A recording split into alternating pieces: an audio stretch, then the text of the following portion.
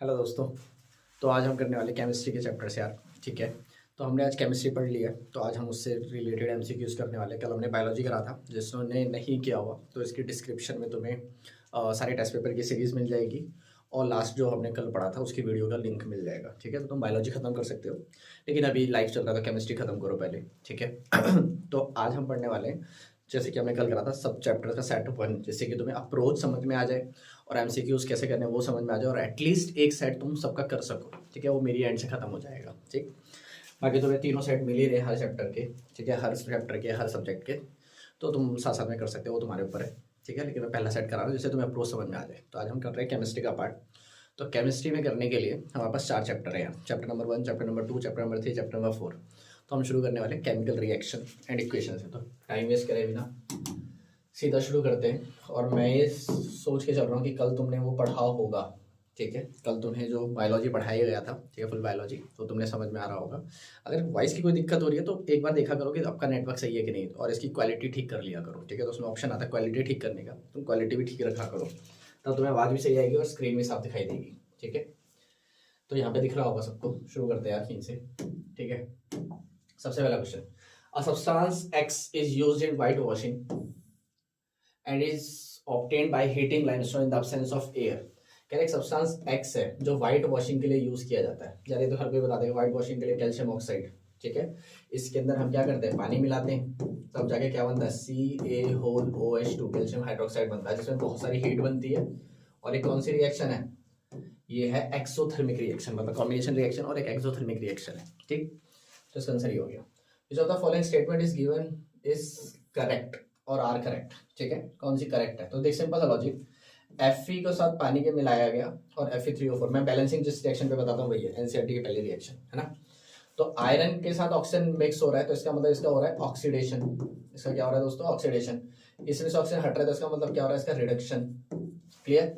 जिसका ऑक्सीडेशन होता है वो क्या होता है, ऑक्सीडाइजिंग, सॉरी, जिसका ऑक्सीडेशन होता है वो क्या होता है, रिड्यूसिंग एजेंट।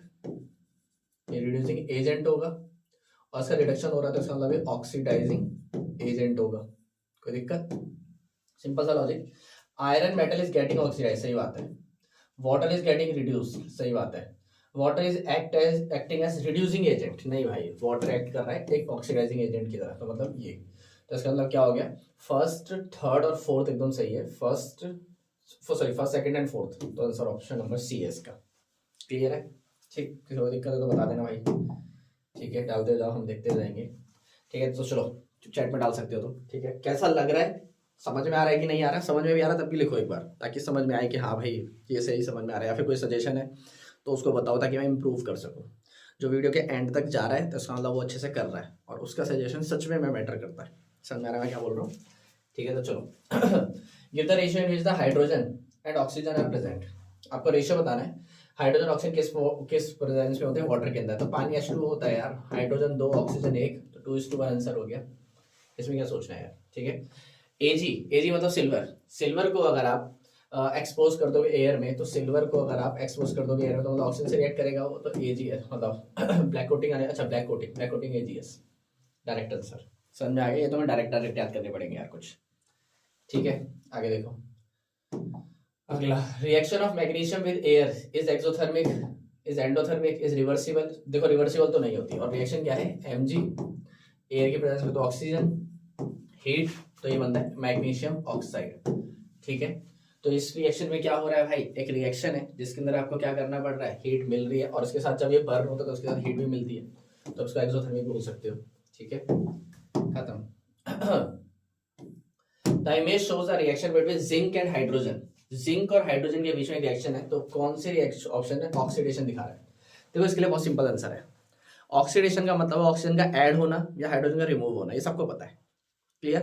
लेकिन एक चीज समझो, हमारे पास एक और तरीका होता है ये पता लगाने का, डेट इज होता है इलेक्ट्रॉन का तरीका। समझ में आ रहा है मैं क्या बोल रहा हूँ। तो कहने का मतलब ये, अगर इलेक्ट्रॉन्स रिमूव होते हैं ना दोस्तों, तो उसको ऑक्सीडेशन कहते हैं। क्या कहते हैं उसको, ऑक्सीडेशन। और अगर इलेक्ट्रॉन्स ऐड होते हैं, इलेक्ट्रॉन्स का एडिशन होता है, ठीक है, तो उसको क्या कहते हैं, रिडक्शन। याद रखो। ठीक। इसमें अगर तुम देखोगे तो Zn+2 है। +2 कब आया होगा, जब इलेक्ट्रॉन्स रिमूव हुए होंगे। आप इलेक्ट्रॉन निकाल लोगे किसी में से, तभी तो नेगेटिव चार्ज कम होकर पॉजिटिव चार्ज बढ़ जाएगा, है ना। और ये ऑप्शन यही बता रहा है, आंसर क्या हो गया, ये हो गया। सो खुद समझो, Zn में से इलेक्ट्रॉन निकाल लोगे तभी तो Zn के ऊपर इलेक्ट्रॉन सॉरी प्लस चार्ज दिखाई देगा। मतलब समझ में आया कि नहीं आया? इसीलिए इसका ऑप्शन आंसर क्या हो गया 6 का 1। आगे जाने की जरूरत ही नहीं है क्योंकि उसने एक ऑप्शन बोला है, कई सारे ऑप्शन चूज करने होते तो हम और भी देखते हैं, टाइम वेस्ट क्यों करेंगे। विच of the following shows an oxidation reaction, इनमें से कौन से एक ऑक्सीडेशन रिएक्शन दिखाता है? ऊपर ही लिख दिया नन ऑफ दिस, ये ऑप्शन लास्ट में होना चाहिए, ठीक है कोई बात नहीं। इनमें से कौन सी ऐसी रिएक्शन है which of the following shows an oxidation reaction, इनमें से ऐसा कौन है जो ऑक्सीडेशन रिएक्शन दिखाता है? ऑक्सीडेशन मतलब गेन ऑफ ऑक्सीजन यार, सिंपल सा लॉजिक, ठीक है। तो ये नन ऑफ द ऑप्शन नीचे आना चाहिए, लेकिन कोई बात नहीं, फिर भी आगे पीछे तो हो ही सकता है, लेकिन इसका आंसर ये है, ठीक है कोई दिक्कत। आगे देखो, विच among the following is or are double displacement reaction, इनमें से कौन सी डबल डिस्प्लेसमेंट रिएक्शन है? यार इसके साथ एक ही कंपाउंड चेंज कर रहा है तो ये है सिर्फ डिस्प्लेसमेंट, क्लियर। Na2SO4 BaCl2 है, ये तो डबल डिस्प्लेसमेंट है, एनसीईआरटी में एग्जांपल भी यही है, ठीक है। ये हो गई कॉम्बिनेशन, और ये हो गया इसमें एक कंपाउंड अपनी जगह चेंज कर रहा है, ऑक्सीजन की जगह पर हाइड्रोजन लगा रहा है, तो ये भी हो गई डिस्प्लेसमेंट। तो डबल डिस्प्लेसमेंट सिर्फ एक है, सेकंड ओनली, क्लियर है बात, समझ में आ रहा है? आगे बढ़ते हैं। When a magnesium ribbon is burnt in air, the ash formed, कह रहा है मैग्नीशियम, ये तो एनसीईआरटी का एग्जांपल दे रखा है। मैग्नीशियम रिबन को जब बर्न किया जाता है, जो मैंने अभी ऊपर रिएक्शन लिखी थी Mg+O2, तो वो कौन सा कलर का कंपाउंड प्रोड्यूस करती है? व्हाइट कलर का कंपाउंड प्रोड्यूस करती है। लिखते जाओ इसको, ठीक है। मैं तुम्हें लिस्ट भेजूंगा प्रॉपर, ठीक है, कि कौन सा कलर क्या कंपाउंड, कौन सा कलर क्या कंपाउंड। अभी कॉपी लो, जो भी तुमने पेन ले रखा, कुछ भी ले रखा है, वहां पे लिखो कि मैग्नीशियम रिबन बर्न होकर व्हाइट कलर का चीजें रिलीज करती है। जब वो बर्न होकर जो चीज गिरेगी वो व्हाइट कलर की होगी, देखो इसको, ठीक है, ये इंपॉर्टेंट है। Which of the following gases can be used for storage of fresh sample of an air for a long time, कह रहा है कौन सी गैसेस आपको मदद कर सकती है किसी चीज को लॉन्ग लास्टिंग रखने के लिए? अरे यार बेसिकली रेंसिडिटी को दूर रखने के लिए क्या चीजें यूज की जाती है? रेंसिडिटी को दूर रखने के लिए विच of the following gases can be used fresh sample, ठीक है। नाइट्रोजन तो होता है, ऑक्सीजन नहीं होता भाई, ऑक्सीजन तो खराब करेगा उसका, उल्टा उसको ऑक्सीजन खराब करेगा उसको, ठीक है। कार्बन डाइऑक्साइड और हीलियम और नाइट्रोजन, बिल्कुल सही है। तो नाइट्रोजन तो हमें आंसर पता है, ठीक है, ये तो हमारी एनसीईआरटी में ही लिखा हुआ है। हीलियम नहीं लिखा हुआ, लेकिन यहाँ पे मोस्ट सुटेबल आंसर, कल की तरह मोस्ट सुटेबल आंसर ऑक्सीजन जहां जहाँ पे वो तो काट ही दो, क्योंकि ऑक्सीजन तो खराब करता है चीजों को। कार्बन डाइऑक्साइड और हीलियम एक बार के लिए सही भी होता, लेकिन नाइट्रोजन ज्यादा एग्जैक्ट आंसर, और नाइट्रोजन के साथ आ रहा है हीलियम, तो अपने आप ऑप्शन नंबर 4 हो गया। क्लियर है बात, ठीक है।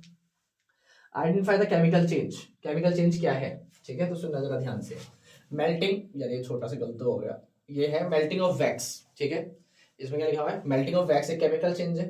नहीं, क्योंकि मेल्ट होगा तो उसको वापस बना दो, समझ में क्या, केमिकल चेंज तो नहीं है। Burning of a candle, candle burn होगी तो उससे हीट एंड लाइट प्रोड्यूस होगी, ठीक है। आइडेंटिफाई द केमिकल चेंज, ठीक है।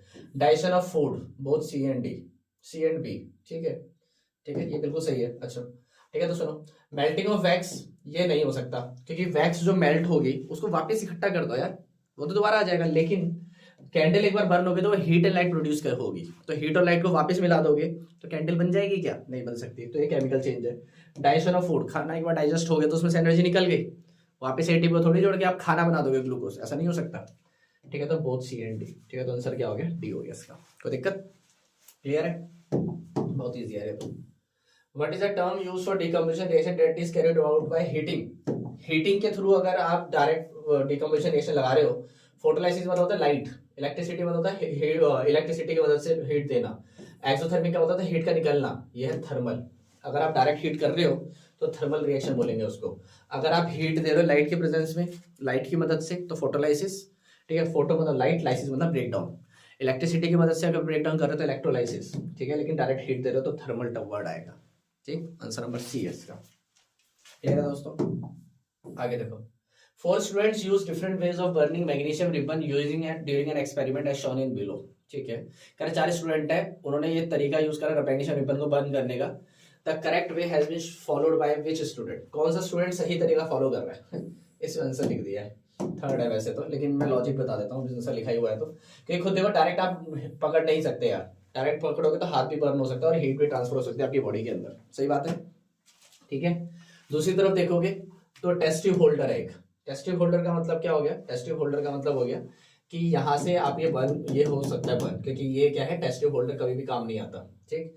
ये है टोंग, टोंग का मतलब होता है एक तरह से कैंची तक की तरह होता है, ठीक है, तो उसके थ्रू पकड़ा हुआ है तो ज्यादा सेफ है ये, क्लियर। इसमें बाउल में हीट डाल दिया, ये बिल्कुल गलत तरीका है। क्यों? बाउल में डालने पर क्या होगा, मैग्नीशियम रिमूवर कभी भी हीट नहीं होता, क्योंकि मैग्नीशियम रिमूवर को डायरेक्ट हीट करना होता है, तो ये तो वैसे ही गलत हो गया। तो ज़्यादा सेफ तरीका ये वाला है, तो इसलिए आंसर अपने आप ही थर्ड हो गया। ठीक है, तो इसमें सेफ्टी के बारे में बात की हुई है वैसे क्वेश्चन में basically. Which of the following are exothermic reaction processes, इनमें से कौन सा ऐसा है प्रोसेस जो एक्सोथर्मिक प्रोसेस है। एक्सोथर्मिक का मतलब जिसमें हीट निकलती है, ठीक है, तो इनमें से किसमें हीट निकलेगी। रिएक्शन ऑफ वाटर विद क्विकलाइन, ठीक है, वाटर अभी मैंने ऊपर बताया था, ये ऊपर बताया था ना, CaO+H2O क्या बनाता है, कैल्शियम हाइड्रोक्साइड बनाता है। तो क्विकलाइन को पानी के साथ रिएक्ट कराना तो हीट मिलेगी, मैंने बताया था एक्सोथर्मिक रिएक्शन है। Dilution of an acid, acid को डाइल्यूट करोगे तो उसके अंदर भी एक्सोथर्मिक रिएक्शन है, तभी तो बोला था क्वेश्चन में, एक या टॉपिक याद होगा तुम्हें, पानी में एसिड मिलाया, एसिड में पानी, दोनों तरीके में हीट तो प्रोड्यूस होनी है, दैट इज एक्सोथर्मिक रिएक्शन तो होगी। पानी इवेपोरेट हो रहा है, नहीं भाई, उसको हीट देनी पड़ती है तब जाके वो इवेपोरेट होता है, वो एंडोथर्मिक हो गया। ठीक, सब्लिमेशन ऑफ कैम्फर, ये बिल्कुल भी नहीं है। ठीक है, तो इसका मतलब फर्स्ट हो गया, सेकंड हो गया, 1 और 2 मतलब ए आंसर हो गया इसका। क्लियर है दोस्तों, आगे सुनो। A substance which gets oxidized itself and reduces other is known as, एक कंपाउंड जो खुद ऑक्सीडाइज हो रहा है और दूसरे को रिड्यूस कर रहा है, तो रिड्यूसिंग एजेंट हो गया। ठीक, और वो ऑक्सीडाइजिंग एजेंट तो हो नहीं सकता, तो रिड्यूसिंग एजेंट हो गया। ठीक है, खुद का ऑक्सीडेशन हो रहा है ना, और दूसरे को रिड्यूस कर रहा है, दूसरे को जो करेगा उसका एजेंट है वो, तो रिड्यूसिंग एजेंट हो गया वो। समझाया मैंने क्या होगा, आगे सुनो। What change will you observe when an iron nail is placed into copper sulfate solution? कह रहा आपको क्या क्या चेंजेस दिखाई देंगे अगर आप आयरन नेल को कॉपर सल्फेट में डाल दो। ठीक है, तो आयरन नेल को कॉपर सल्फेट, देखो कॉपर सल्फेट जो होता है ना यार, वो ब्लू कलर का होता है, पहली चीज तो याद रखो। आयरन नेल को डाल दोगे तो आयरन नेल और इसके बीच में डिस्प्लेसमेंट रिएक्शन काम करेगी और काम आगे चेंज होगा। ठीक है, तो colour of the solution changes from green to blue, नहीं भाई ब्लू टू ग्रीन, ये सही है। ठीक, a brown deposition of the iron, a brown deposition of the iron on the nail, ठीक है, green ppt of the bottom of the container. ठीक है यार, सेकंड और थर्ड लग रहा है मुझे, या फिर सिर्फ सेकंड लग रहा है, लेकिन सेकंड और थर्ड ऑप्शन में नहीं है, मुझे ये देखना पड़ेगा यार। ठीक, तो कॉपर सल्फेट ब्लू कलर का होता है, पहले तो ये याद रख लो, कॉपर सल्फेट ब्लू कलर का होता है और उसमें आयरन नेल से रिएक्ट कराएंगे तो वो चेंज करेगा, ये सबको पता है। ठीक, अगर नहीं भी मान लो फॉर एग्जांपल तो रिएक्टिविटी सीरीज के अकॉर्डिंग में समझ लो, तो रिएक्टिविटी सीरीज के अकॉर्डिंग वो नहीं भी चेंज होगा तो ये ऑप्शन फिर तो कोई भी मैच नहीं करता, तो नन ऑफ द अबव होना चाहिए था। क्लियर, लेकिन वो चेंज करेगा ब्लू से ग्रीन में, तो सेकंड तो सही है। ठीक है, अगर ग्रीन से ब्लू कर दे और फोर्थ, 1 और 4 है ऑप्शन में, 1 और 4 भी नहीं है। ठीक है, सेकंड और 4 है, सेकंड और थर्ड लग रहा है मुझे, ये मैं देखूंगा यार। ठीक है, इस क्वेश्चन को मैं देखना पड़ेगा मुझे। ठीक है, लिख लेता हूँ इसको, क्वेश्चन नंबर 16, एक सेकेंड, चैप्टर 1 क्वेश्चन नंबर 16, चलो इसको मैं अपलोड करूंगा। ठीक है, सॉरी दोस्तों, आगे बढ़ते हैं। What energy type is required for decomposition reaction, कह रहा कौन सा एनर्जी तरीका चाहिए होगा डिकम्पोजिशन का। डिकम्पोजिशन का मतलब हीट देनी है आपको। ठीक है, तो हीट तो आप किसी भी तरीके से दे सकते हो, मैंने अभी बताया, लाइट के थ्रू, इलेक्ट्रिसिटी के थ्रू, या डायरेक्ट हीट कर दो, तो लाइट के थ्रू, हीट के थ्रू, या electricity, all of the above इसका आंसर। ठीक है, तो इसका आंसर हो गया D. The chemical formula for quick lime and slaked lime respectively, quick lime तो नहीं, लाइम एंड स्लेक्ट लाइम, यार ये तो अभी बताया था थोड़ी देर पहले ऊपर। ठीक है, लेकिन हाँ क्वेश्चन की फ्रेमिंग बहुत अलग है, तो ये तुम्हें याद रखना पड़ेगा। स्लेक्ट लाइम मतलब कैल्शियम हाइड्रोक्साइड, याद रखो दूसरा नाम, कैल्शियम हाइड्रोक्साइड का दूसरा नाम है स्लेक्ट लाइम। ये रहा कैल्शियम हाइड्रोक्साइड और ये रहा lime, answer number C. Clear है। A student took solid quicklime in china dish, china dish एक बाउल होता है, ठीक है, व्हाइट कलर का, मिट्टी जैसा बना हुआ। ठीक है, added small amount of water, उसने क्विक लाइम लिया, वाटर ऐड कर दिया, उसको कैसी आवाज सुनाई देगी, अबे भाई बहुत ज्यादा तगड़ी रिएक्शन होने चालू हो जाएगी, और बहुत ज्यादा तगड़ी पॉपिंग साउंड होता है, पट पट की आवाज, क्रैकलिंग साउंड होता है, कोई चीज जैसे वो पटाखे आते हैं ना चर्र से, मतलब जलाते तो ऐसे चर्र से आवाज निकालते हैं, वैसी आवाज आएगी। हिसिंग साउंड का मतलब ऐसी कोई साउंड प्रोड्यूस होगी, साउंड तो प्रोड्यूस होगी। ठीक है, क्योंकि ये एक्सोथर्मिक रिएक्शन है, तो इसका आंसर हो गया बी, सिंपल सा लॉजिक है इसका। ठीक, अब साउंड में याद रखना, पॉपिंग साउंड जब हाइड्रोजन पट पट की आवाज आएगी, तो वैसी आवाज नहीं आती, कुछ चीज जलने की, हाँ जैसे तुम समझ सकते हो कि गर्म तवे पे पानी एकदम से डाल दिया जाता है, तो जैसी आवाज आती है वो वाली छस जैसी आवाज। ठीक है, तो क्रैकलिंग साउंड है इसका आंसर। ठीक है, ब्रिस्क एफरवेसेंट साउंड भी उसी को कहते हैं। ठीक है, सुनना, when ferrous sulphate is hated strongly, name the gas evolve. Ferrous sulphate FeSO4 को अगर आप हीट करोगे तो कौन सी गैस निकलेगी, SO2 एंड SO3 निकलेगी। भाई NCERT के अंदर डिकम्पोजिशन रिएक्शन के अंदर जो पहला एग्जांपल है वो यही है। तो FeSO4 को हीट करने पर Fe2O3 मिलता है प्लस SO2 प्लस SO3 मिलता है। तो SO2 and SO3 are answer. Clear बात। Assertion reason, decomposition of vegetable matter into compost is an endothermic reaction. कह रहा है वेजिटेबल मैटर जो होता है, वेजिटेबल मैटर मतलब वेजिटेबल से निकली हुई कोई भी चीज, ठीक है, वो जब कंपोस्ट होती है तो वो एंडोथर्मिक रिएक्शन होती है। गलत बात है यार भाई, जब किसी भी चीज को सड़ाया जाता है तो उसमें से एनर्जी निकलती है जो माइक्रो ऑर्गेनिजम्स यूज करते हैं, तो वो एक्सोथर्मिक रिएक्शन हुई, है ना, क्योंकि उसका रेस्पिरेशन किया जा रहा है, तो वो क्या हुई, डिकम्पोजिशन रिएक्शन हुई। तो इसका मतलब बेसिक सी बात ये हो गई कि हमारा असर्शन ही गलत है। जब असर्शन ही गलत है तो अपने ऑप्शन नंबर डी हो गया, इसमें तो दिमाग लगाने की जरूरत है ही नहीं दोस्तों, ठीक है। According to law of conservation of mass what remains constant in a chemical reaction. Law of conservation of mass के अकॉर्डिंग क्या चीज सेम रहती है, मास सेम रहता है। लॉ ऑफ कंजर्वेशन मास ही है तो मास ही सेम रहेगा ना, इसको तो क्या ही डाल लें। लेवल 1 है इसलिए डाला भी हुआ है क्वेश्चन, ठीक है, ऐसा भी नहीं है कि गलत क्वेश्चन डाल दिया। चलो, a student right a chemical equation for the reaction between carbon monoxide. कह रहे एक बच्चे ने केमिकल रिएक्शन लिखी है कार्बन मोनोऑक्साइड को हाइड्रोजन से रिएक्ट कराते समय, ठीक।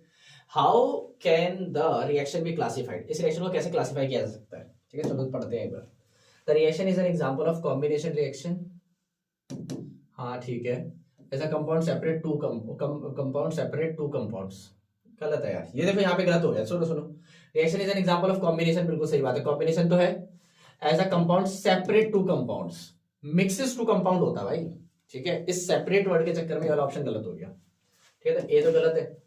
Reaction is an example of decomposition as a compound dissociates into two compound. अबे डिकम्पोजिशन थोड़ी है ये, ठीक है। The reaction is an example of combination reaction as two compound react to form a single compound, बिल्कुल सही बात। D की तरफ जाने की जरूरत है नहीं वैसे, लेकिन पढ़ लो। The reaction is an example of decomposition reaction as two compound react to form a single compound. Decomposition कहां से आ गया, गलत है, सी आंसर है इसका। क्लियर है, लाइन पढ़ते ही समझ में आ रहा है, लेकिन अच्छा क्वेश्चन है। क्यों, क्योंकि स्टेटमेंट बेस्ड क्वेश्चन है, लंबा क्वेश्चन है, जैसे टाइम कंज्यूम होगा, टीचर यही चाहता है। चलो हमें नहीं लगाना, लेकिन आगे सुनो। To indicate the presence of gaseous reactant और product we use a symbol. Gaseous product या रिएक्टेंट में दिखाने के लिए हम प्रोडक्ट के साथ जी या ये जी यूज कर सकते हैं, एरो भी यूज कर सकते हैं, या फिर बोथ ए एंड बी, ठीक है। तो सुनो मेरी बात, to indicate the presence of gaseous reactant और product we use a symbol.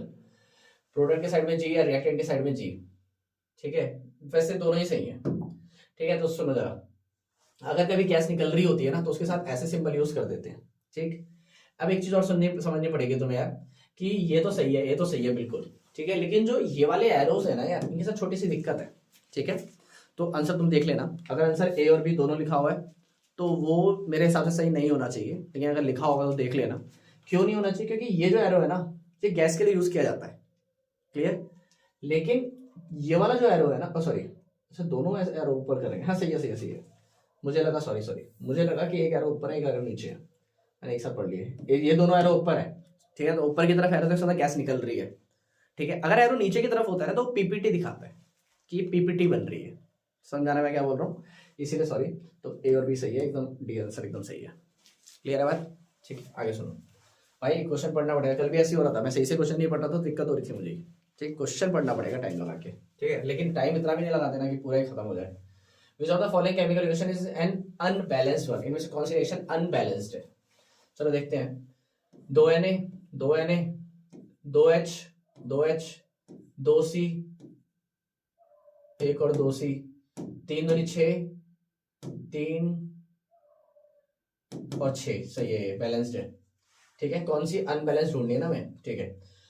4 दूनी 8 कार्बन, 12 दूनी 24, 24 और 8 20, कार्बन कितने हो गए, 20 हो गए। यहाँ पे 8 दूनी 16, ठीक है, एक सेकेंड, 4 दूनी 8, अच्छा ये ऑक्सीजन के साथ है, 8 और 12, सॉरी मैंने गलत लिख दिया, ठीक है, मैं एक बार और कर देता हूँ।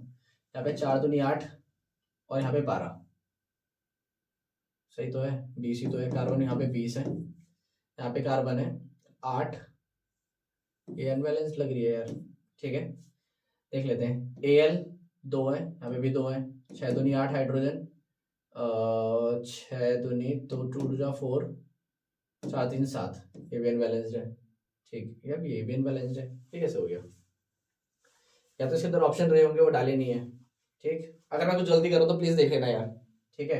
यहाँ पे 4 नाइट्रोजन यहाँ पे 4 दिए 12 हाइड्रोजन, यहाँ पे 6 दूनी 12 हाइड्रोजन, ठीक है, 5 दूनी 10 ऑक्सीजन, ठीक है, 4 और 6 10 ऑक्सीजन, ठीक है।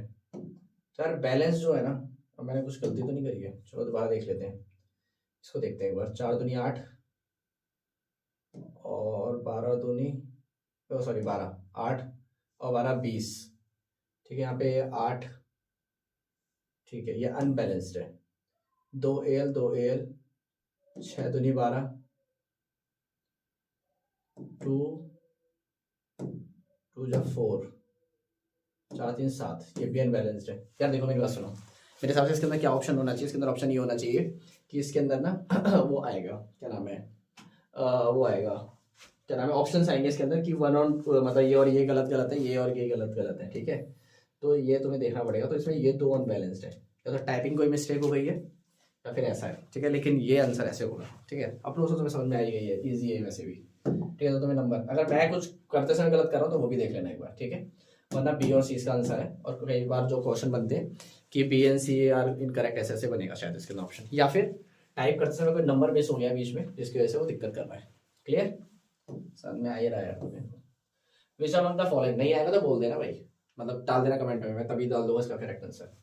विच among the following changes are exothermic और endothermic in nature, which among the following changes are exothermic और एंडोथर्मिक इन नेचर, इनमें से कौन सा एक्सोथर्मिक और एंडोथर्मिक है, ठीक है, एक्सो है या फिर एंडो है। Decomposition of ferrous sulphate, dilution of sulphuric acid, dissolution of following changes are exothermic और एंडोथर्मिक, ठीक है। Dilution of sulphuric acid, sulphuric acid को डाइल्यूट करोगे तो क्या बनेगा, तो वो एक्सोथर्मिक रिएक्शन है। Dissolution of sodium hydroxide in water, sodium hydroxide को पानी में मिलाओगे तो ये कुछ भी नहीं है। Dissolution of ammonium chloride in water, ये भी कुछ नहीं है। डिकम्पोजिशन ऑफ फेरस सल्फेट, ये भी कुछ नहीं है। बी आंसर है इसका, ठीक है। 26 का क्या है, बी आंसर होगा, ठीक, क्रॉस चेक कर लेना। We store silver chloride in dark bottles, क्योंकि सिल्वर क्लोराइड को अगर आप ऐसे ही रख दोगे तो उसके साथ क्या होगा यार, तो उसके साथ होगा ये कि वो सनलाइट से रिएक्ट कर जाएगा और वो खराब हो जाएगा, ठीक है, ठीक। आगे देखो, व्हाट एडिशनल, अच्छा मैं अपने साथ बताया नहीं। सिल्वर क्लोराइड को रखोगे तो व्हाइट सॉलिड बनेगा, undergoes redox reaction to white action by sunlight, no to white action by sunlight, ठीक है, क्योंकि सनलाइट क्या करेगा, दिक्कत कर देगा, ठीक है, उसको डिकम्पोजिशन रिएक्शन में डाल देगा। व्हाट एडिशन, फोटोलाइसिस हो जाएगा, फोटोलाइसिस याद है ना, लाइट की वजह से टूटना, photolysis. What additional information can be included above और below the our arrow in a chemical equation, कौन सी एक्स्ट्रा चीजें लिख सकते हैं हम, कैटलिस्ट के बारे में लिख सकते हैं एरो के साथ साथ, ठीक है। आगे देखो, what is the cause of the formation of BaSO4 in a double displacement reaction such as, कह रहा है कॉज क्या है BaSO4 का डबल डिस्प्लेसमेंट रिएक्शन के अंदर। अगर रिएक्शन है Na2SO4 plus BaCl2, exchange of ions, release of light, absorption of heat, decomposition of reactant, what is the cause of formation of BaSO4। इसमें BaSO4 क्यों बनता है, BaSO4 क्यों बनता है, तो सिंपल सा आंसर है, BaSO4 बनता है एक्सचेंज ऑफ आयंस के लिए। मैंने तो बताया था ना, Na2SO4 जब स्प्लिट होता है तो कैसे स्प्लिट होता है, Na2SO4 किसमें स्प्लिट होता है, Na प्लस और SO4 2 माइनस में, और BaCl2 जिसने रेगुलर क्लास लिया उसको अच्छी तरह समझ में आ जाएगा, ये Ba2 plus plus Cl minus, ये बताया था, और एग्जैक्टली बात करें तो 2Cl माइनस। क्लियर है बात, ठीक है। तो इस तरीके से होगा, A2Na होगा, ठीक है। तो आयंस की वजह से ऐसा होता है। In a displacement reaction between iron and copper sulphate, what is the role of copper sulphate in the reaction. कह रहे हैं एक रिएक्शन है आयरन और कॉपर सल्फेट के अंदर, तो ये इन क्या नाम है, कॉपर सल्फेट का क्या काम है, वो कैटलिस्ट की तरह काम करता है, रिएक्टेंट की तरह काम करता है। प्रोडक्ट क्योंकि वो अलग बनाते हैं, रिएक्टेंट की तरह काम करेगा, बात खत्म हो गई। और पूछो, आराम से देखो, चैप्टर 1 खत्म हो गया भाई मेरी तरफ से, ठीक। किसी को कुछ पूछना तो पूछो, डालो चैट में, नीचे लाइव चैट में।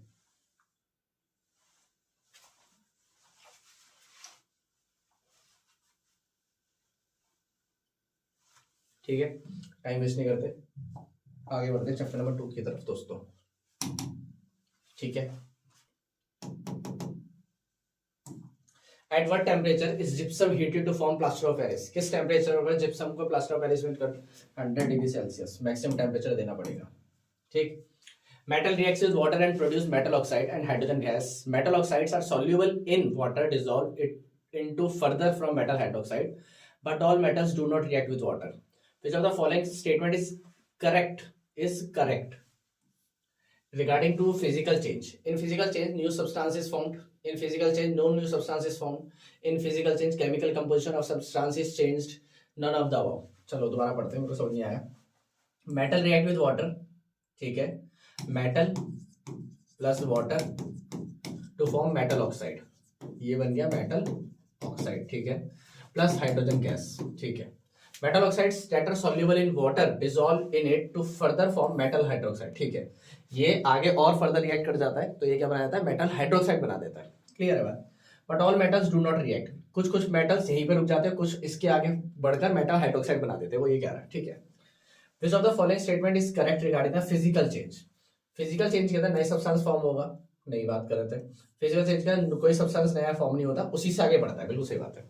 कोई भी रिएक्शन जब चल रही है तो अगर कोई भी नया सब्सटेंस नहीं बनता है, वो वहीं पर उसी से आगे बढ़ता है, कुछ नया नहीं बनता है, ठीक है, वहीं पर रुक जाता है वो. क्योंकि अगर वो रिएक्शन वहीं पर रुक गई है, आगे रिएक्ट ही नहीं कर रही है वो, तो आगे कैसे काम करेगी, ठीक है. तो वो कोई नया सब्सटेंस नहीं बनाएगा. इसका आंसर बी हो गया. बताओ समझ में आया कि नहीं आया? पक्का क्लियर है? इसको दिक्कत होगी तो बोल देना भाई मुझे, ठीक. आगे देखो. Iron nail dipped in copper sulfate solution for about half an hour. Which of the following is the correct observation of the reaction shown in the below? ठीक है, कह रहा है कि आयरन, अच्छा ये पिछले देखो, अभी हमने जो पिछला वाला क्वेश्चन छोड़ा था, पिछले चैप्टर में छोड़ा था, यहाँ पर आ गया, ठीक है, क्योंकि दोनों चैप्टर तुम्हें पता ही है रिएक्शन से रिलेटेड है, तो कितनी बढ़िया है कर्मा, ठीक है. वहाँ पे छोड़ा, यहाँ पे आ गया, तो चलो कोई बात नहीं. Iron nail dipped in copper sulfate solution for about half an hour. Which of the following is the correct observation of the setup? ठीक है, आयरन नेल यहाँ पे डाली, 15 से 20 मिनट के लिए छोड़ दी. ग्रीन कलर का कॉपर सल्फेट सॉल्यूशन था, पहले ऐसा था, पहले ब्लू था, अब ग्रीन हो गया. मैंने बोला था ना इसमें ब्लू से ग्रीन हो रहा है, तो वहाँ पे ऑप्शन गलत थे, सही बोल रहे थे हम. Blue colour of the copper sulphate solution is obtained. Copper displaces iron. Copper displace करता है आयरन को क्या, ठीक है. तो भाई कॉपर डिस्प्लेस कैसे करेगा? रिएक्शन इज एक्सोथर्मिक, गलत बात है. No reaction takes place. तो हमने क्या करा है, आयरन को कॉपर सल्फेट में डाला. भाई copper sulphate is more reactive then iron, ठीक है, आयरन से ज्यादा रिएक्टिव होता है ये. तो ये इसको कैसे डिस्प्लेस कर देगा यार, ठीक है, आयरन इसको कैसे डिस्प्लेस कर देगा? नो रिएक्शन, सिंपल सा लॉजिक, ठीक है. कॉपर सल्फेट जो है वो मैं यहाँ पे लिख देता हूँ, ठीक है, चलो यहाँ पे लिख देता हूँ, CuSO4 is high reactive than iron. तो ये डिस्प्लेस कैसे कर सकता है? ये डिस्प्लेस नहीं कर सकता, इसलिए नो रिएक्शन, खत्म आंसर. समझ में आ गया? Alkalis are bases which are soluble in water, D answer है इसका. Tomato is a natural source of which acid? Tomato में टार्ट्रिक एसिड होता है, ठीक है, ये तो सबको पता है यार, ठीक. नहीं सुनो, टार्ट्रिक एसिड होता है टैमेरिंड में, सॉरी. एसिटिक एसिड हो गया जो हमारा जो विनेगर हो गया, सिट्रिक एसिड हो गया जितनी खट्टी चीज होती है, जैसे नींबू हो गया, ऑरेंज हो गया. टार्ट्रिक एसिड होता है टैमेरिंड में, ठीक है. ऑक्सैलिक एसिड होता है तो टोमेटो में, सॉरी, ठीक. Farmers neutralise the activity of acidity on the soil by adding baking soda, या बेकिंग सोडा बोल लो. आपको क्या लेकर आनी है? इफेक्ट ऑफ एसिडिटी को न्यूट्रलाइज करना है. एसिडिटी को कम करने के लिए बेस मिलाओगे, बेस के लिए बेकिंग सोडा है ही आपके पास, खत्म, समझ में आ गया, ठीक. क्योंकि देखो स्लेट लाइम कुछ करेगा नहीं, ठीक है, वो भी एसिडिटी की तरफ लेके जाएगा. कॉस्टिक सोडा मतलब NaOH, ये भी डाल सकते हैं वैसे, ठीक है. कॉस्टिक सोडा मतलब NaOH, ये भी आप डाल सकते हो क्योंकि ये भी एक स्ट्रॉन्ग बेस होता है, लेकिन आप उसके अंदर स्ट्रॉन्ग बेस डालोगे नहीं, ठीक है. लेकिन यार एक चीज सुनो, आप कॉस्टिक सोडा स्ट्रॉन्ग बेस है, बेकिंग सोडा भी एक बेस है, जिप्सम तो बिल्कुल नहीं डाल सकते, जिप्सम तो गलत ही आंसर है. लेकिन जो स्लेक्ड लाइम है ना यार, ठीक है, ये अलग से दे रखा है. और स्लेक्ड लाइम जो होता है ना, वो व्हाइट कलर का पाउडर होता है जो फार्मर यूज करते हैं, जो व्हाइट वॉशिंग में भी यूज होता है, सही है, ठीक है. स्लेक्ड लाइम होना चाहिए इसका आंसर.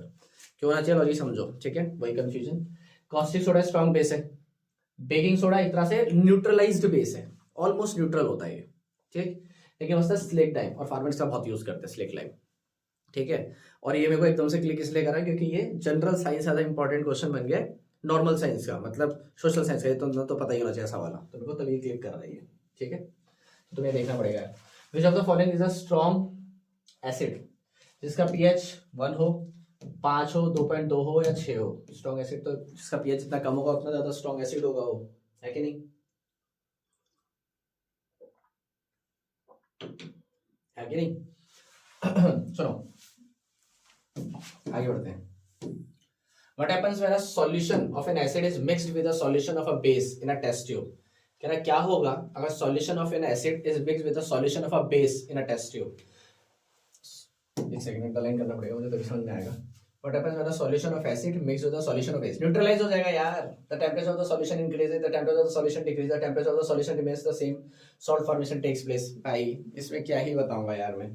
ठीक है, सुनो जरा ध्यान से। आपने क्या करा, एक सॉल्यूशन ऑफ एसिड और सॉल्यूशन और बेस को क्या कर दिया, जोड़ दिया।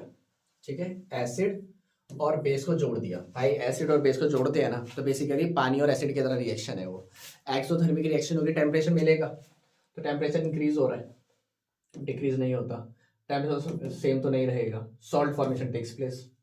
फर्स्ट एंड डी आंसर हो गया। समझ में आया मैंने क्या बोला? ठीक है, किन्हीं भी दो चीजों को जोड़ोगे अनलाइक चीजों को, तो उस पर एक्सोथर्मिक रिएक्शन की तरह हीट प्रोड्यूस होगी। ठीक, हीट प्रोड्यूस होगी, पहला सही है। सॉल्ट फॉर्मेशन है तो तुम्हें पता ही, न्यूट्रलाइजेशन रिएक्शन है ये। ठीक है, सिंपल सा लॉजिक है। Answer number 4। The colour of the methyl orange in basic medium, ठीक है, इस मिथाइल ऑरेंज का बेसिक मीडियम में कौन सा कलर होता है? येलो कलर होता है। ठीक है, ये तुम्हें याद रखना पड़ेगा। ठीक है, और अगर एसिड में जाएगा तो अलग कलर हो जाएगा। और याद रखो, फेनोफिथैलिन एक केमिकल कंपाउंड होता है जो पिंक कलर का होता है, तो फेनोफिथैलिन। ठीक है, तो इसे कंफ्यूज करने के लिए वो सारे कलर देगा। ये भी लिखो, कॉपी जो ले रखी है उसमें लिखो, methyl orange with basic medium is yellow. लिखो अभी। ज्यादा क्लियर है? N acid with sodium hydrogen carbonate is used in making the cake fluffy and spongy. It is due to the release of a gas B in the reaction A is tartaric। एक acid को sodium hydrogen carbonate में add कर दिया गया है। ठीक है, तो इसका आंसर टार्टरिक एसिड होता है। और जो गैस जो निकल कर आती है वो CO2 निकल कर आती है। तो 10th वाले का आंसर हो गया C। ठीक है, याद रखना, इसमें तो कोई भी एसिड, मतलब बेकिंग सोडा, ठीक है, और क्या नाम है, बेकिंग पाउडर, इनके आसपास कुछ भी एसिड यूज होगा ना, तो टार्टरिक एसिड है वो। बात ही खत्म। तो यहाँ पे टार्टरिक एसिड दो जगह पे था। जो गैस निकलती है वो फ्लफी और स्पॉन्जी कौन बनाता है? CO2 बनाता है, तो मुझे पहले से पता है। तो आंसर नंबर 3 हो गया। ये बात याद रखो, टार्टरिक एसिड वर्ड यूज होगा। ठीक है, क्योंकि बेकिंग सोडा को बेकिंग पाउडर में कन्वर्ट करने के लिए भी टार्टरिक एसिड ही ऐड होता है। ये बहुत बच्चों ने पूछा होगा मुझसे बार बार। ठीक, identify the element, it is a white translucent solid. कह रहा है कि आपको एलिमेंट बताना है। एक ऐसा एलिमेंट होना चाहिए जो ट्रांसल्यूसेंट होता है, सॉलिड। ठीक है, ठीक है, व्हाइट कलर का होता है, ट्रांसल्यूसेंट होता है, जैसे बहुत सारे हो सकते हैं। ठीक, लेकिन उसके बाद बोल रहा है it readily reacts with water and produce an alkaline. Sodium है भाई, इसको कैरोसिन में रखा जाता है, तो बच्चा बच्चा बता देगा इस पॉइंट के बाद। सोडियम है इसका आंसर, क्योंकि ये सोडियम बहुत ज्यादा रिएक्टिव होता है, इसलिए कैरोसिन में रखा जाता है। याद है ना? एक्सीडेंटल फायर पकड़ लेगा वरना। ठीक, आगे सुनो। Which of the following are used as an antacid to reduce acidity in stomach. Acidity को कम करने के लिए कौन सा तरीका यूज किया जाता है? Sodium carbonate and magnesium hydrogen carbonate. गलत। मैग्नीशियम हाइड्रोक्साइड तो सही है। ठीक है, सोडियम हाइड्रोक्साइड, सोडियम वाली चीज नहीं यूज करनी है। ठीक है, मतलब कर सकते हो, लेकिन उसके अंदर सोडियम हाइड्रोक्साइड नहीं होना चाहिए वो। सोडियम बाइकार्बोनेट सही है। कैल्शियम ये गलत है। Sodium bicarbonate, answer number D. याद करो इसको डायरेक्ट। ठीक है, इसका आंसर क्या है? Sodium bicarbonate magnesium hydroxide, answer number D है। ये डायरेक्ट याद करो। ठीक है, कि भाई कभी भी अगर आपका एसिडिटी को कम करना है तो उसके लिए आपको बेस चाहिए। Sodium bicarbonate is a base and magnesium hydroxide is also a base. ये दोनों बेस हैं। ठीक, आगे सुनो। When acid dissolves in water it releases H+ ions. ठीक है, पानी में क्या बनाएगा? वो H3O+ आयन की फॉर्म में एग्जिस्ट करेगा। अगर ये क्वेश्चन हो जाता कि H2O को क्या था, एसिड को अगर आप पानी में डाल दोगे तो H+ आयन किस फॉर्म में एग्जिस्ट करते हैं? तो H3O+ है उसका आंसर। लेकिन वो रिलीज करना तो H+ आयन रिलीज करते हैं, सबको पता है। ठीक है, in each test tube A, B, C and D 2 millilitre of ये मिलाया गया पानी के साथ। क्लीन पीसेस ऑफ जिंक मिलाए गए ए के अंदर, बी के अंदर आयरन, सी के अंदर सिल्वर और कॉपर के अंदर कॉपर डी के साथ। ठीक है, तो इनमें से कौन सा ऑप्शन एकदम करेक्ट है? कहने का मतलब ये, मैं दोबारा बना के दिखा देता हूँ इसको। वो बोल रहा है कि हमारे पास 4 टेस्ट ट्यूब है। ठीक है, सबको पानी के साथ ये ले लिया गया। पक्का क्लियर हो रहा है? ठीक है, दिमाग लगाना जरा ध्यान से। ठीक है, लेकिन ए के अंदर हमने क्या डाल दिया? जिंक। ठीक है, बी के अंदर क्या डाल दिया? आयरन। ठीक है, सी के अंदर क्या डाल दिया? सिल्वर। और डी के अंदर क्या डाल दिया? कॉपर। तो वो कह रहा है which of the following option is or are correct about the above experiment. इनमें से कौन सी एक्सपेरिमेंट बिल्कुल सही होगा? ठीक है भाई, copper is more reactive than aluminium, zinc is more reactive than aluminium, zinc, iron, silver and copper are less reactive than aluminium, zinc is more reactive than copper. Zinc, iron और silver and copper are less reactive than aluminium, सही होता है, ठीक है। Copper is most reactive than aluminium, ये भी सही बात है, ठीक है।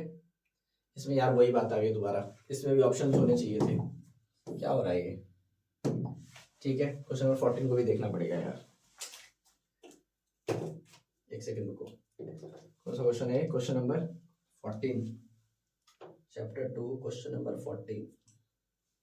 चलो इसको देखूंगा मैं, ठीक है। मैं तो आंसर बता देता हूँ। Copper is more reactive than aluminium, zinc is more reactive than aluminium, zinc, iron, silver, copper are less reactive than aluminium, ठीक है। Zinc is more reactive than copper, तो गलत है, ठीक है। वैसे मुझे आंसर तो इसका लग रहा है are less reactive than aluminium, सही है। इसका आंसर वैसे सी होना चाहिए, लेकिन कई हद तक ना ये वाले पॉइंट्स होंगे। तो अगर ये वाला क्वेश्चन पॉइंट्स में बनता है कि ये भी सही है, ये भी सही है, ये भी सही है, तो मल्टीपल वाले बनता है कि 1 and 2 are correct, 2 and 3 are correct, ऐसे बनता है, तो फिर ये तीनों आएंगे। वरना अगर एक ही ऑप्शन चूज कर, अगर ऐसा क्वेश्चन नहीं होगा, ये मैं देखूंगा इसको, जहाँ तक मुझे लगता है फिर यही आंसर होना चाहिए फिर इसका। तो फिर हम मोस्ट एक्यूरेट आंसर ढूंढते हैं ना, तो मोस्ट एक्यूरेट के अकॉर्डिंग यही होना चाहिए, clear. Which of the following phenomena occurs when acid is mixed with water, ऐसा क्वेश्चन होना चाहिए था ये वाला ऐसा, ठीक है। चलो कोई बात नहीं।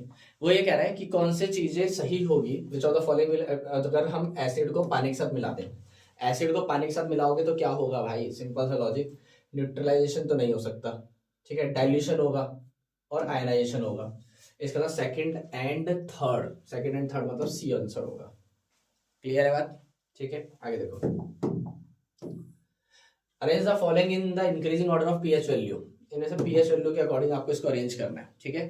पीएच के अकॉर्डिंग अरेंज करोगे, सबसे पहले क्या आएगा, सबसे अच्छा ये ऐसे देखा ना, तो भाई ये तो बेस है, तो इसका सबसे ज्यादा पीएच होगा, इसका 14 के अराउंड पीएच होगा। ब्लड का होता है 8 के अराउंड, लेमन जूस का होता है, लेमन जूस का हो गया, ये 4 to 5 के अराउंड होता है, ठीक है। और 4 to 5 के अराउंड होता है, तो इसका मतलब, और मिल्क ऑफ मैग्नीशिया का मतलब होता है 7 के अराउंड, तुम ये 7 के अराउंड समझ सकते हो, ठीक है।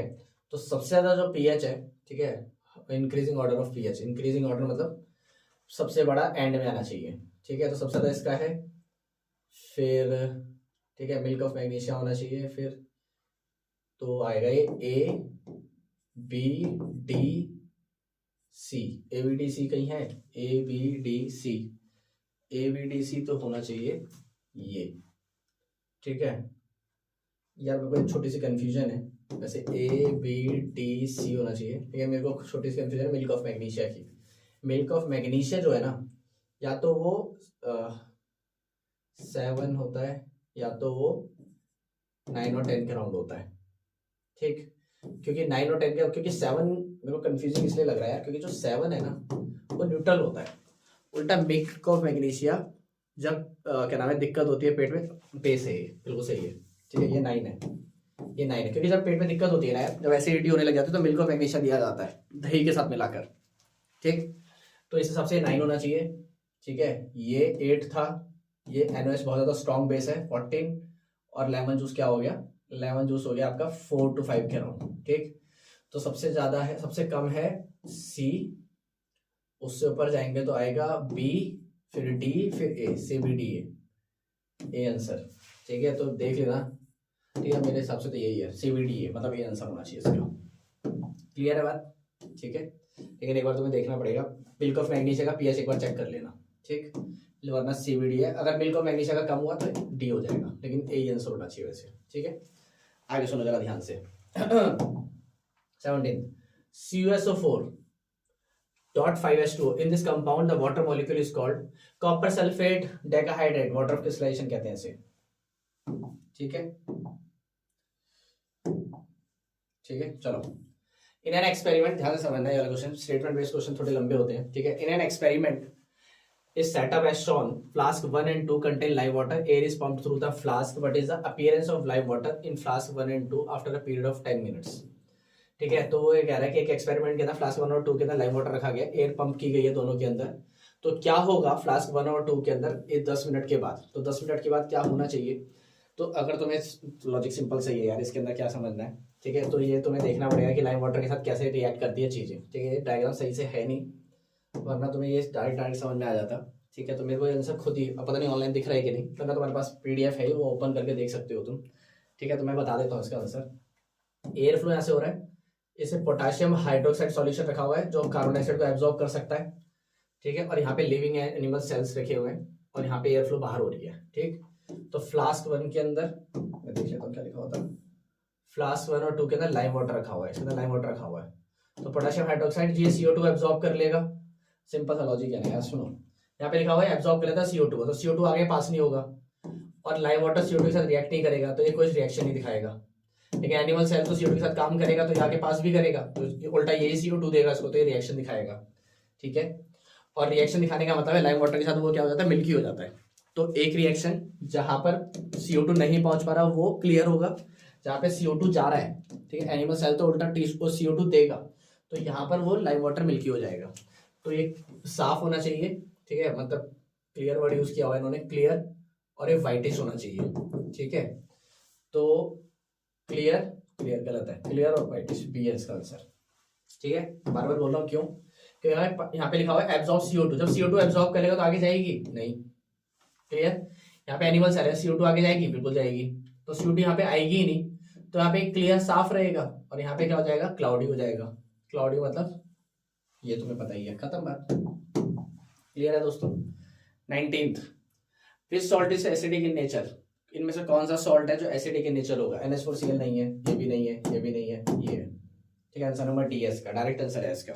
ठीक, याद करो डायरेक्ट, क्योंकि NH4Cl इज अ बेस। ठीक है, CH3CON NH4 is a base, NH4 की वजह से ये base.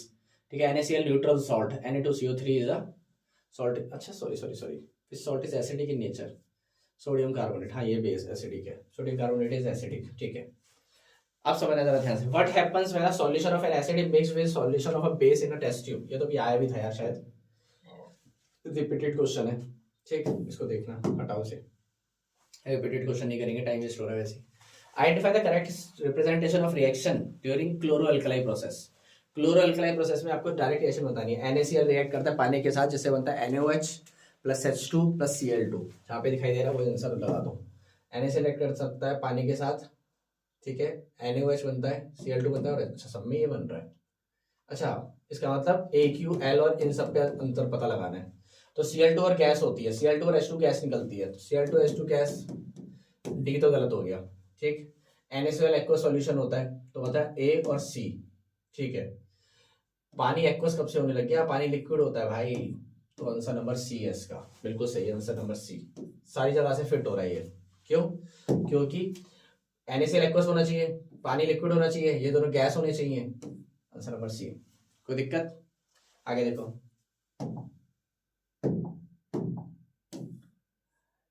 The table given below shows the reaction of a few elements with acid and bases to evolve hydrogen gas.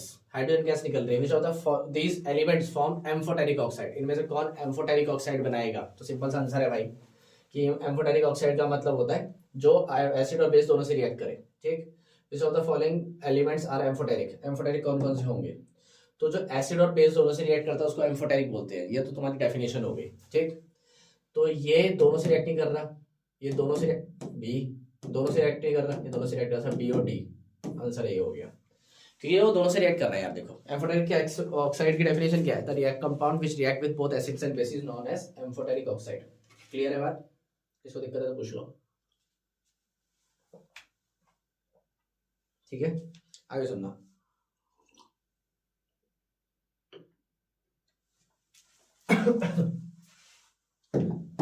ठीक है, सुनो। A sample of soil is mixed with water and allowed to settle.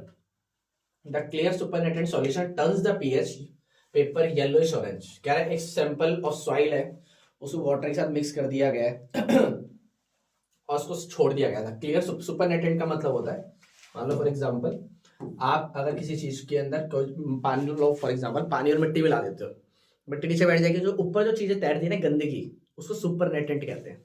Clear है, तो supernatant solution जो है ना pH को yellowish orange कर दे रहा है, तो इसका मतलब जो ऊपर चीज इकट्ठी हुई है वो येलोइश ऑरेंज कर रहा है, तो इसका मतलब वो क्या है, वो एसिड है। Which of the following would changes the colour of the pH to greenish blue. तो एसिड से ग्रीनिश ब्लू की तरफ जाना है, ग्रीनिश ब्लू मतलब बेस की तरफ जाना है, तो एसिड से बेस की तरफ जाना है, तो कोई ना कोई बेस होना चाहिए। वो ये एसिड है, ये एसिड है, ये न्यूट्रल है तो एंटासिड आंसर हो गया, 23 का डी आंसर हो गया। बताओ समझ में आया कि नहीं आया? पक्का क्लियर है? तो एसिड से बेस, मेरे को कैसे पता लगा एसिड है? क्योंकि येलोइश ऑरेंज कलर हो रहा है और वहां से आपको ग्रीनिश की तरफ जाना है, तो कोई बेस ही कर सकता है इसका आंसर। बताओ समझ में आया कि नहीं आया? पक्का क्लियर है? समझ में आ गया? आगे देखो, A student makes an arrangement of the test for electrical conductivity in distilled water. ठीक है, the student observed that the bulb does not glow. What could be the reason? Correct, distilled water में उसने, अब distilled water में ions थोड़ी होंगे यार, distilled water में आयंस होते तो इलेक्ट्रिसिटी कंडक्ट होती। ठीक है, तो इसका आंसर अपने आप ही क्या हो गया? डी हो गया। भाई डिस्टिल्ड वाटर में आयंस होते तभी तो इलेक्ट्रिसिटी कंडक्ट होगी, बिना उसके इलेक्ट्रिसिटी कैसे कंडक्ट हो जाएगी? क्लियर? तो आंसर नंबर डी, इसमें तो सोचना भी क्या है। इन द गिवन एक्टिविटी, बहुत फेवरेट क्वेश्चन है भाई। ठीक है, पिछले साल के उसमें था, सैंपल पेपर में था।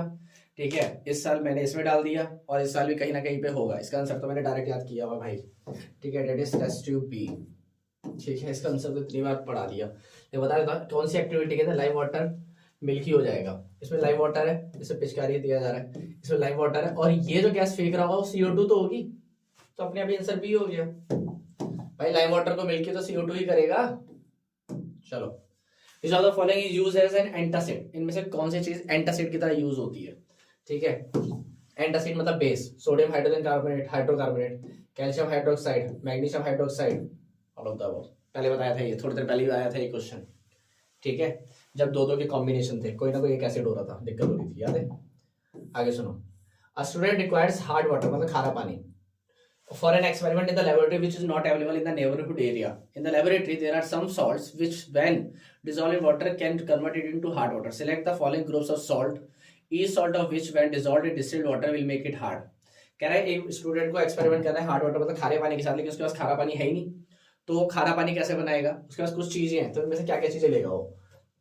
सोडियम क्लोराइड लेगा, पोटेशियम क्लोराइड लेगा, सोडियम सल्फेट लेगा, पोटेशियम सल्फेट लेगा, सोडियम सल्फेट लेगा, कैल्शियम सल्फेट लेगा, कैल्शियम सल्फेट लेगा, कैल्शियम क्लोराइड लेगा। सिंपल सा लॉजिक है भाई। खारा पानी अगर बनाना है आपको, तो आपको या तो मैग्नीशियम की चीजें लेनी होती है या तो कैल्शियम की चीजें लेनी होती है। क्लियर? ठीक है, ज्यादातर। ठीक है, तो यहाँ पे मैग्नीशियम तो कहीं दिखाई नहीं दे रहा, कैल्शियम दिखाई दे रहा है मुझे, ये रहा, लेकिन कैल्शियम दो जगह पे है, तो अपने अभी आंसर नंबर 727 का डी हो गया। ठीक, क्योंकि दो जगह पे कैल्शियम दिखाई दे रहा है। असर्शन रीजन भाई, clove is an olfactory indicator. सही बात है, बिल्कुल सही बात है। Smell of clove can characterise it acid medium but it can not be recognised in basic medium. गलत बात है ये भाई। ओल्फैक्टरी इंडिकेटर्स का मतलब होता है जो अपनी स्मेल चेंज कर दे एसिड और बेस दोनों की प्रेजेंस में। एसिड की प्रेजेंस में अलग स्मेल देगा, बेस की प्रेजेंस में अलग स्मेल देगा। तो स्टेटमेंट तो ठीक है, असर्शन तो ठीक है, लेकिन बेस रीजन में बोल रहा है कि वो एसिड के साथ ही रिएक्ट कर सकता है। गलत है भाई, एसिड के साथ कैसे रिएक्ट कर जाएगा? वो दोनों के साथ रिएक्ट करता है। ठीक है, तो इसका का मतलब असर्शन ठीक है, रीजन गलत है। तो इसका मतलब 28 का क्या हो गया? सी आंसर हो गया। कोई दिक्कत है भाई? Clear? 29, HCl gas does not change the colour of the dry litmus paper. ठीक है, HCl गैस जो है वो ड्राई लिटमस का कलर चेंज नहीं करती। क्यों? क्योंकि उसको आयंस चाहिए होते हैं। कलर चेंज करने के लिए आयंस चाहिए होते हैं, तो अगर वो थोड़ा सा ड्राई होगा तभी वो आयंस मिलेंगे और तभी वो पकड़ेगा, तभी वो कलर चेंज करेगा। तो इसका मतलब आयंस जैसी बात कर रहा है रीजन में, तो एकदम सही होगा। Acid always produce hydrogen ions. सही बोल रहा है, लेकिन एक्सप्लेन नहीं कर रहा है ना, कि खुद सोचो। पहले वो बोल रहे हैं HCl ड्राई स्टेट में नहीं करता क्योंकि वो आयंस की फॉर्म में नहीं होता, तो रिएक्ट नहीं करता।